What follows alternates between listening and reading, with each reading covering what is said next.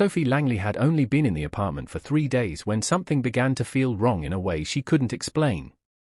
It wasn't loud or obvious, no creaking floors or slamming doors, but a quiet, persistent unease that settled into her chest, especially at night.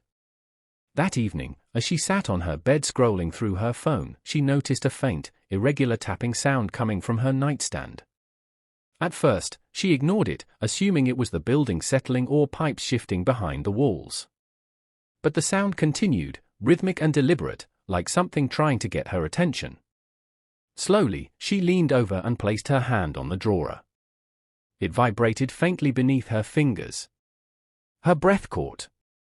With growing hesitation, she pulled it open. Inside, dozens of tiny figures, no taller than her thumb, were moving rapidly, bumping into each other, carrying minuscule objects, and gesturing wildly. Their faces were detailed, expressive, undeniably human. For a moment, Sophie couldn't move, couldn't even think. Then, as if aware of her gaze, they all froze, and in the blink of an eye, they vanished, leaving behind nothing but an empty drawer and a silence that felt heavier than before. Sleep didn't come easily after that.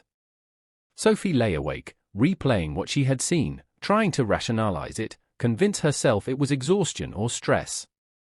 But deep down, she knew it wasn't. The next night, she prepared.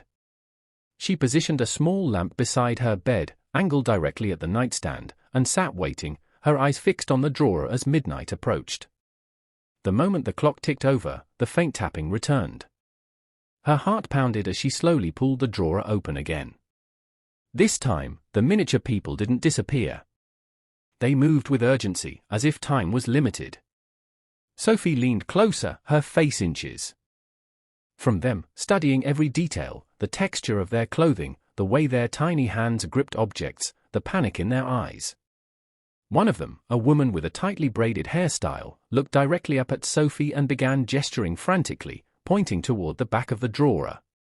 Another figure joined her, repeating the same motion. Sophie realized they were trying to communicate. These weren't random movements, they were purposeful, intelligent.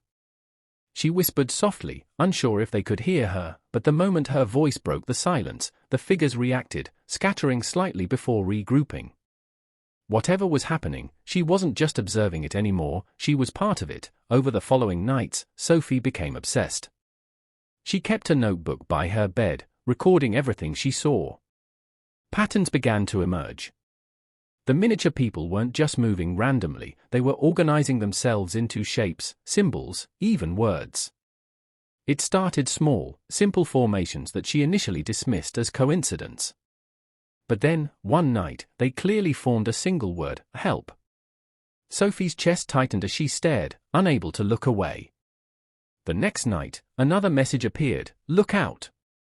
The urgency grew with each passing night, the movements becoming more frantic, more desperate. One figure approached the edge of the drawer and pushed what looked like a tiny folded scrap toward her. With trembling fingers, Sophie reached in and carefully lifted it. It was impossibly small, yet when she unfolded it, the message was clear enough to understand: don't trust. A chill ran through her entire body. Don't trust who? Her mind raced through possibilities: her neighbors, her co-workers, even the apartment itself. The boundaries between reality and whatever was happening inside that drawer were beginning to blur, and Sophie could no longer tell which one was more dangerous. The sense of being watched crept in slowly, then all at once. Sophie began noticing things that hadn't been there before, subtle shifts in her environment that felt deliberate. Objects weren't where she remembered leaving them. Her front door, though locked, sometimes felt slightly ajar when she checked it at night. Even the air in the apartment felt different, heavier, as if something unseen occupied the space with her. Then there was Gavin, her neighbor. He had always seemed harmless, friendly even, but lately, his interactions felt off. He mentioned details about her routine she had never shared: what time she came home, what she had been wearing, even that she seemed tired lately.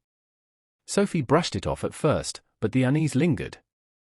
That night, when she opened the drawer, the miniature people were in complete chaos. They pointed toward the walls, the window, the door, every direction at once, their movements frantic and desperate. One of them repeatedly gestured upward, toward the ceiling, as if something was above her. Sophie's breath quickened. Slowly, she turned her head and looked toward the darkened corner of the room. For a split second, she thought she saw something shift, something that disappeared the moment she focused on it. She wasn't alone. Not anymore. Desperation pushed Sophie further than she thought she would go.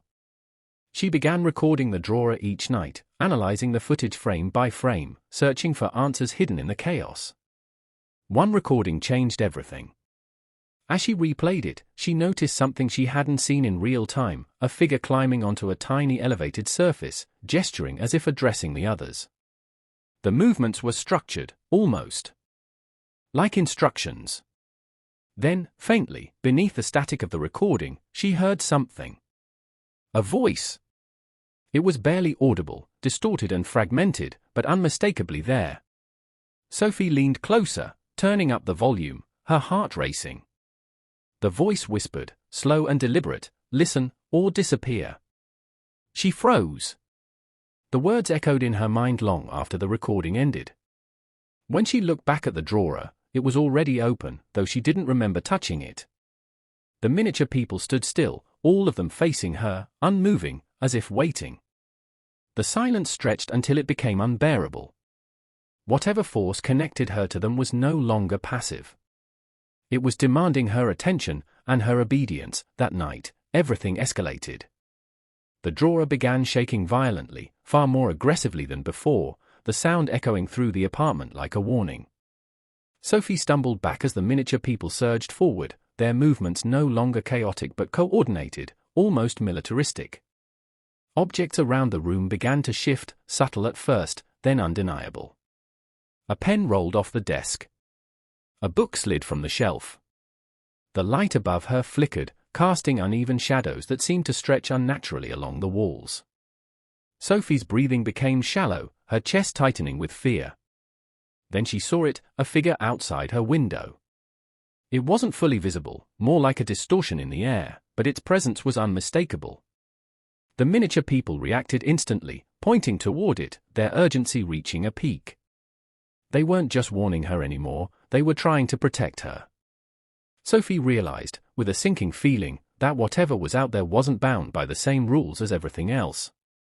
And if it got inside, there would be nowhere left to hide. By morning, the apartment felt hollow, as if something vital had been removed. Sophie hadn't slept. She followed the last set of gestures the miniature people had made, searching the room until she found it. A loose floorboard beneath her bed. With shaking hands, she pried it open, revealing a hidden compartment etched with strange, intricate markings that pulsed with an unsettling familiarity. She didn't understand them, but she knew they mattered. When she looked back at the nightstand, the drawer was open one final time. The miniature people stood in a perfect line, silent and still, facing her. There was no movement, no message, just a quiet, final acknowledgement. Then, slowly, the drawer closed on its own. When she opened it again, it was empty. Completely empty. Sophie left the apartment that same day, taking nothing but what she could carry. But even as she moved on, even in different rooms, different places, she could never shake the feeling that something had followed her. And sometimes, in the stillness of night, she swore she could hear faint tapping, waiting to be noticed again.